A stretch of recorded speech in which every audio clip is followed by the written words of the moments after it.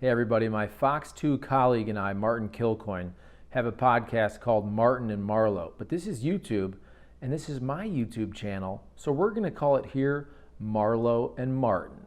So please just sit back, relax, and listen to two middle-aged guys spit mediocre sports takes. And I guess it's the return of Martin and Marlow back from hiatus. Remember your favorite shows? Wouldn't they like go off in the summertime? They just wouldn't be around anymore. And then I actually think Chuck left us for a while. He was like Shelley Long. He quit Cheers, this runaway hit that was Martin and Marlow, decided for a solo career. No, the truth is, Chuck is knee deep into his YouTube channel. You're like the kids now. The kids all grow up and they say, "What do you want to do with your life?" And they say, "I want to be a YouTube star." That's you, young Chaz.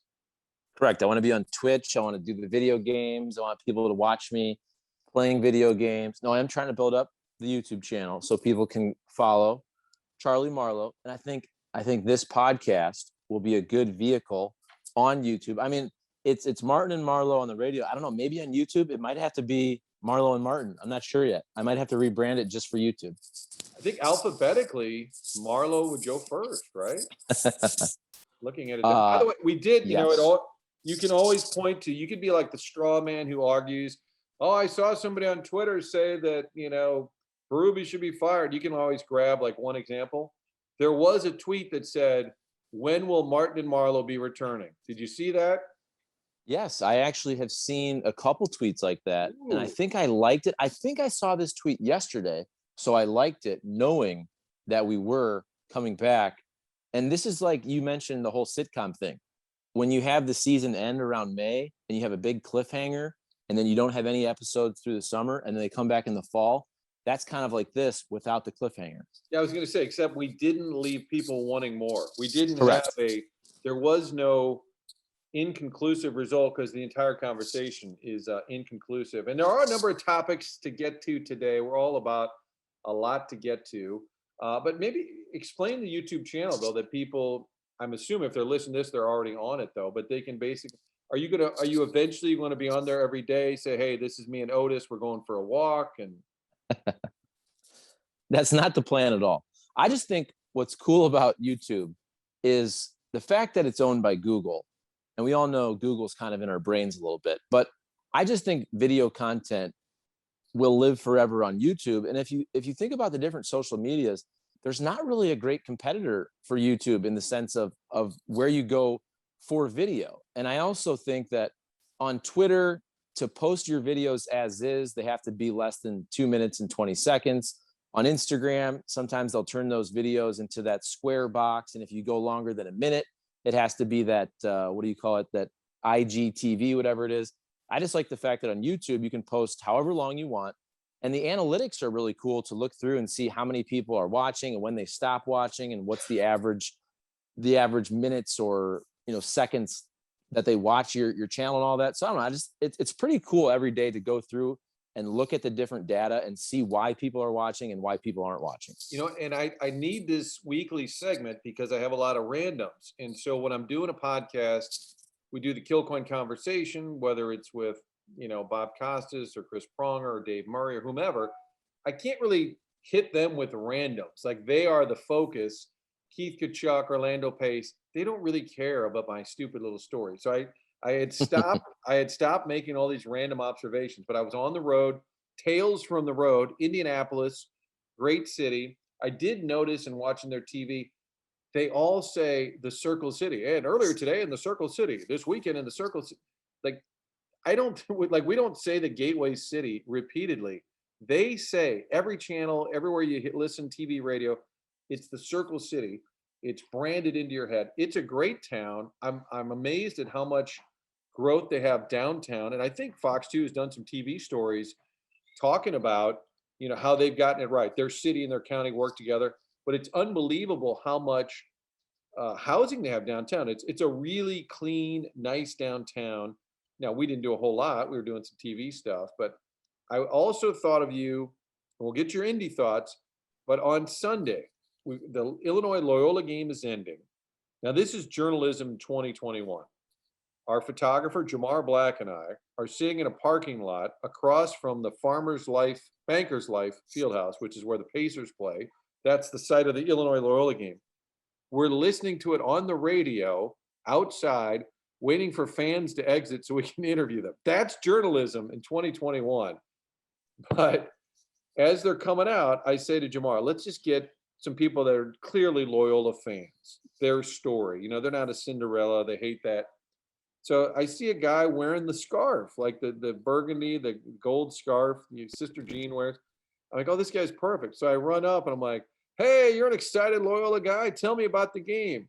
And he says, I'll tell you what, man, it was going off at 7.5. I called my buddy right before the game. And he's like, I bet it's going to go up to about 8. Are you crazy, man? Look at what the trends with Loyola. Then at halftime, I called a buddy and the number had moved. He's basically a bookie. He's like, didn't give two shits about Loyola.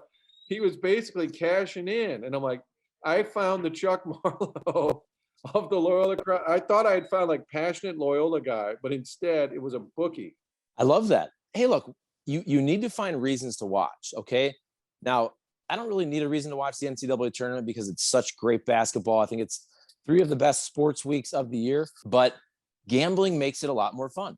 And so if you have a little bit of action on some of these games, I always say, especially the first 2 days of the NCAA tournament, because you have these sessions and it starts about 11 a.m. and it goes till about 11 p.m. Central Time, I always like to have just action on one game per session. So if you have a little action on a noon game, if you have a little action on, let's say, a 3-4 p.m. game, and then you bet on one of those night games, it keeps you even more interested throughout the entire day. But again, with the NCAA tournament, you don't really need that because the first 2 days are so fantastic with the upsets that you don't even have to be a gambler to watch, but it doesn't hurt bringing more people, more eyeballs on the product.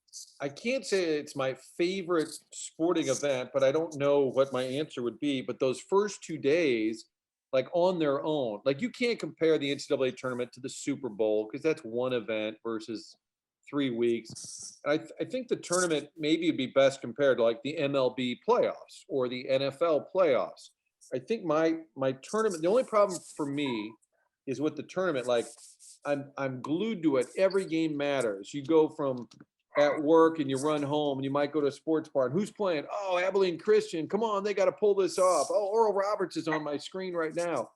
But I think as it progresses, Sweet 16, Final Four, I'm a little bit less interested or glued to it as I was those first 2 days.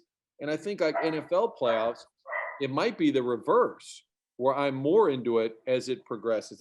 I don't know what else you could compare it to because it's not a singular event. It's awesome. I freaking love it. And the upsets made it even better this year, having so many of them, albeit at the expense of your beloved Big Ten. But do you compare it to MLB, NFL, like where it's a several week event? I just think with the NCAA tournament, the first 2 days are so fantastic. And you usually do see all those upsets in the first couple of days. Now, later on, okay, a team like Loyola, I don't think, as you mentioned earlier, it's not even fair to call them a Cinderella. And they shouldn't even have been whatever they were, an 8th seed. They should have been more like a 4 or 5 seed. I mean, they were a top 25 team for most of the year at the end, at least. So that's what, a 5 or a 6 seed. And I know a team like Oral Roberts gets through, but it's usually the Cinderella stories for the first game, the Ohios of the world getting through. And in that second round, you usually see a ton of chalk. So absolutely on Monday, when you had all these games, which I thought was cool to have NCAA tournament games on a Monday and to kind of roll the weekend into the work week.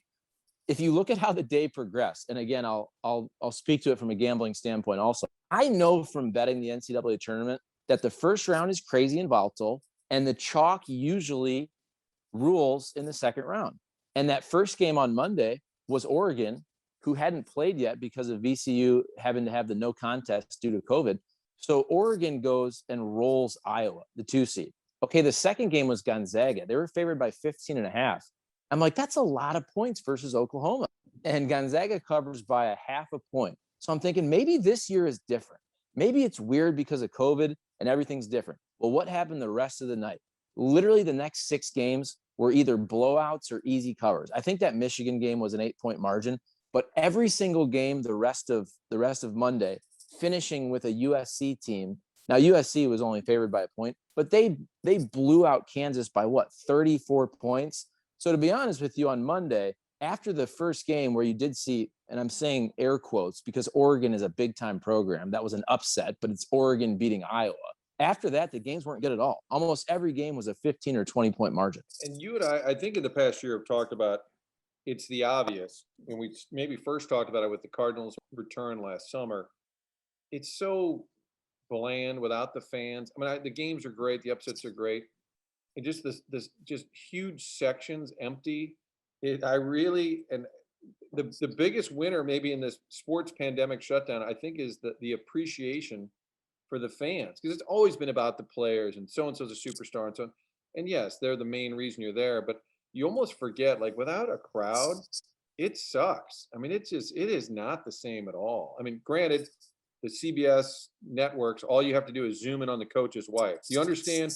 Those wives don't go to games ever until March Madness, apparently, because all they do is zoom in on the wife. But I really miss that atmosphere, the crowd stuff. I think for the Final Four, they'll have about 17,000 because they'll open up all of Lucas Oil. But it does. I love it. The tournament's great. I'm glad it's back. I am not complaining. I don't complain anymore. I gave that up years ago. Wouldn't possibly complain. But man, I miss full houses. I miss the crowd being in. That's the missing element. Right. And I've said that we've done this podcast for however long, even though we took a break. But is this our I hate to say this. Is this our 34th? It's 34, 35, 36. We didn't do the jersey thing. I guess we forgot about that. Is this the Herschel Walker edition? I think Kenny Wallace, also our guy Kenny Wallace, I believe he's 36, because Kenny Wallace 36, I'm pretty sure, is on all of his social media accounts. Remember, he joined us. We used to have a radio show, short-lived, but very popular, very popular. People still talk about it. Remember, he was on and he said he was 36 or whatever, and he loved it, and he also loved it because of Pete Cosma. And then people texted in and said, actually, Cosma was 38. And I'm like, don't worry, there's better 36s to associate with. With this, I believe this is 34. I will dust it off before we tweet it out, but I believe it would be the Bo Jackson edition, maybe. So 34. Now we're totally going off course here, but that opens up. Okay, I think we even discussed this with Shaq. Was Shaq 33 with Orlando, maybe 34 with the Lakers because Magic was 32? Is that right? I believe that's correct. The great thing about these segments is when we're done, then we go and look it all up, and you can do this as well. While you're listening, you can look all of this. I believe that's correct. Shaq being 32 goes to the Lakers. That's the Magic number. You're right. So he switches to 35. I'm pretty sure that's correct. Mostly I picture NFL running backs wearing a 30. Yes. Although not really. No Rams come to mind, do they? Am I missing an obvious St. Louis Ram wearing 34? I'm not good with this at all, so I got nothing. But I will say, just to wrap up the initial question before I went on a tangent to the jerseys, yes, 100%. And I hate to say this as a sports anchor, reporter, radio host who truly loves sports, but I haven't been focused less on sports than the last year. And it's because of what you said. It's just not the same on TV. It's not the same in person, without the energy, without the crowd noise, without the fan shots, without the bands and the cheerleaders and the crazy fans at some of these games. It's just not the same at all. So I can't wait till we get back to full capacity stadiums in a safe way. Martin Marlow, you can find it on Charlie's YouTube channel. You can also get it on Spotify, iTunes, all of that good stuff. Did I get your Indy take? Have you been to, it's kind of in between Ohio and St. Louis. I would think have you been to Indy much? First of all, driving back and forth to Toledo a million times, that Indy is always the halfway point. So I've driven past it a million times. And in terms of going there, I think I covered the Big Ten women's tournament back when it was Conseco Fieldhouse. And then, I have a good buddy that lives there. So I've been there for a bachelor party and hanging out. It is a great place. Brad Canada, if he's listening, college buddy who lives there. So his bachelor party was there. It was fantastic. And I think I've now been to either 3 or 4, I can't remember, Big Ten championship games. My brothers, some of my cousins, uncles, we've met there the last several years.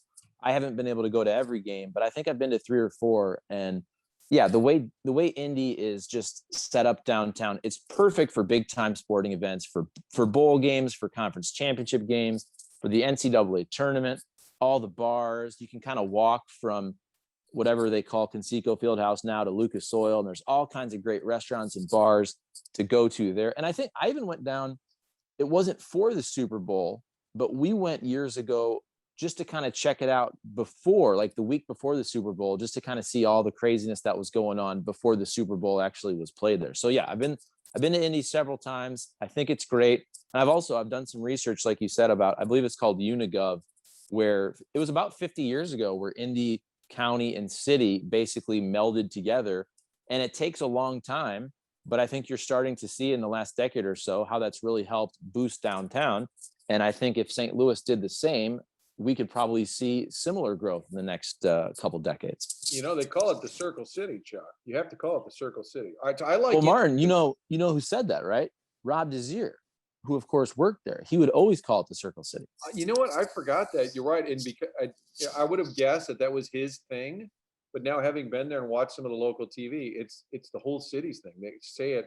I'm telling you, they say it constantly. Like if you turned on channel 2, 4, 5, 11, and every day it's like, all right, the latest in the Gateway City. A little later on the Gateway City, like you would say, this is weird. Like, why are we constantly saying it?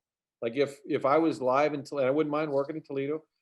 Coming back here, Frog City has seen some. I mean, would they say that repeatedly? No. What's a Glass City? The other thing? Well, it's more Glass City than Frog City, but I don't remember a local TV station ever. Now they might throw it in there at the end, like, and that's what's going on in the Glass City, but it would never be a focus every day. So we go to this Mizzou pre-party, just trying to get some Mizzou fans, and there's a guy, and he's wearing like black and gold checkered sport coat. I'm like, I got to talk to this guy, and we're talking for a little bit, small talk, getting ready for the interview. And I said, "No, where are you from? Where are you out of?" Because he's a Mizzou backer, could be from anywhere. He goes, "Oh, I live in St. Louis." He said, "Now, where are you from?" I go, "Oh, well, I also live in St. Louis." He's like, "Oh, great. How long you been there?" I'm like, since 97. So I'm kind of new to town. And anyway, there's a TV station called Fox. Now you always bring this up, like I'm not being insecure about it. I just think it's weird. Like had no clue that I was from St. Louis. Like why else would we even be there? I guess we could have been from Columbia or Kansas City, but I walked out there with my tiger tail between my legs. Hey, more tales from the road. You know what I like to do in the car? I like a good road trip. I love listening to the radio and just scanning all over. Outside of Indy, there's a station. I was listening to one called The Axe. The Axe, and then there's The Blazer. And I guess that could be like a trailblazer or as opposed to somebody wearing a cool sport coat. The Axe, The Blazer. That's what I love about radio. You got to have a really cool kick-ass name, you know, like the Gator. Hey, can I sell you on Porter Moser taking a Marquette job? Porter Moser's a hot candidate. We know that. I'm listening to The Score in Chicago Monday morning. They're talking about Loyola, and one of the hosts says, Porter Moser can't go to Marquette. That's beneath him. And I almost said, oh, what's the listener line? I'm calling in. Can I sell you on Porter taking that job?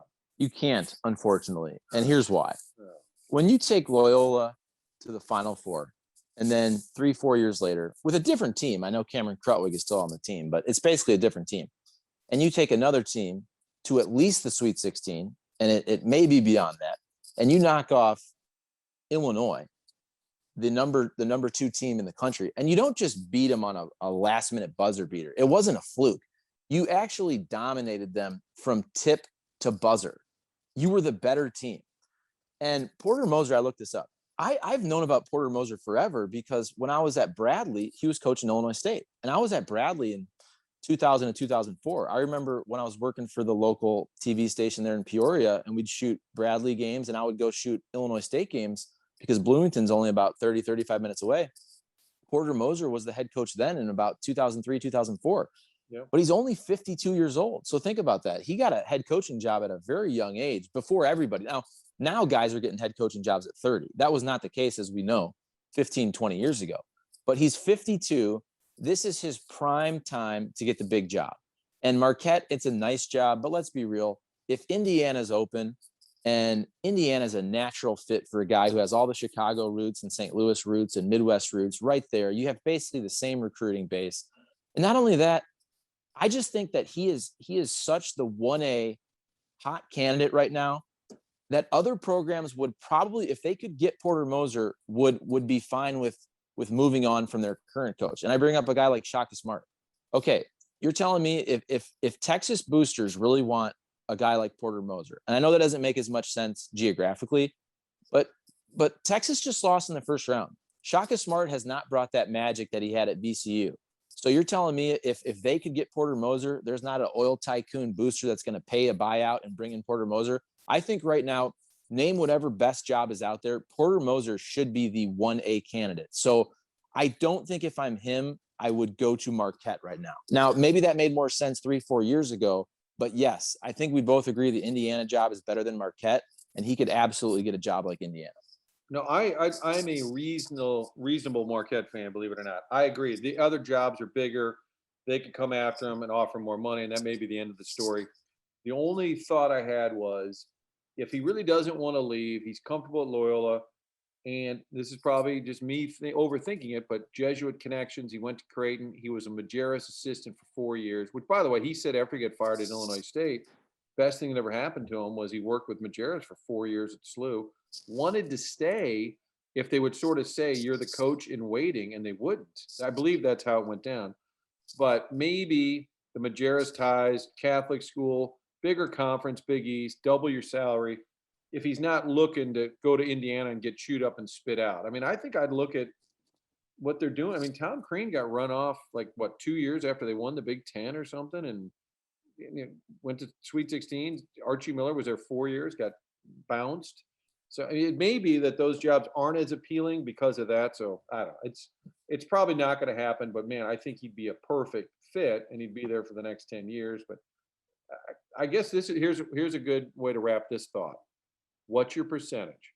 An old staple from the show, very popular. People still talking about, very popular. What's your percentage Porter Moser stays at Loyola? I'm going to go right now. Yeah, I'm going to say, and if they go to the Final Four, maybe it changes everything. But I don't think he's one of those guys chasing huge money. I'm going to say it's 20% he stays. Yeah, I was going to say 25%. When you hear him talk, he says, I want to win a national championship. It's not about, oh, you're a great story and Sister Jean. No, he's like, I want to win a national championship. And then when I win one, I want to win another one. And I think Porter Moser knows that even though he got darn close 3-4 years ago, and he's close right now, he knows his chances of winning a national championship doubles, triples if he goes to a school like Indiana. And this is his time. Look, let's say he flames out 5 years into Indiana after getting absolutely paid. Maybe it's 4 years, 3 years, but he still gets his money. He can always, as a 56, 57-year-old, go back to a Loyola. If I'm him, I take the chance at the big job right now. It just makes too much sense. Cardinals opening week is next week. Chuck will be there in Cincinnati. Cards and Reds. We're closing in. We'll probably, you know what, Charlie, next week I'll be our big preview show because it'll come out on Thursday, the day of the opener. People will probably wait for it like they do the season preview, the packet in the Post-Dispatch. But the story of the spring, I think, is still the unsettled outfield, which hasn't really changed, and the fact that Adam Wainwright was brought back not for nostalgia, but for necessity. Like if they had to win a playoff game tomorrow, one game, you might go with Wainwright. I mean, I know it's just the spring, but Flaherty hasn't been that good in the spring. Wainwright has just been for a year and a half now, like beyond reliable. He's been really good. Yeah, I would still go with Flaherty. I would always defer to Stuff, but if Waino was starting that game, you would be totally fine and confident that he's going to battle and give you a very winnable start. I just love the fact that he's had this, I don't even know if it's fair to call a renaissance, but he had those couple years where he was so battered by injuries. He just wasn't the same guy. You thought he was done, and he's come back. He's had this second chapter, and he's been a really, really good pitcher. And then, yeah, big picture with the Cardinals. Obviously, the Harrison Bader news with him starting on the injured list changes the conversation a little bit. But, yeah, you still have basically prove it. Prove it to me, Tyler O'Neill. Prove it to me, Dylan Carlson, although I think he should get a ton of at-bats anyway. But the Lane Thomases of the world, like for the outfield, it's hey, you're going to get your shot. And if you hit, you stay in there. And we'll see what happens. I love the fact we made it through the whole show without saying, hey, how's your bracket looking? Hey, how's your bracket looking? I can't stand that this time of year, Chuck. I'm not asking, how's your bracket? Good to be back together. A little awkward, kind of like the high schooler. I feel like we broke up, and then there was a dance, and we saw each other like, hey, yeah, how you doing? Yeah, okay, yeah. Or maybe it's not that awkward. It didn't feel awkward to me at all. It felt like just Riding the getting right. bike. We fell right back into our groove. I think we only took maybe a month off, maybe 2. What was it? I don't even know. I don't remember. But I love it. It's Martin and Marlow, Spotify, iTunes, Charlie's YouTube channel for all the great content. Chuck, have a great week. I act like I'll talk to you next week, but I'll actually see you later today. All right, buddy.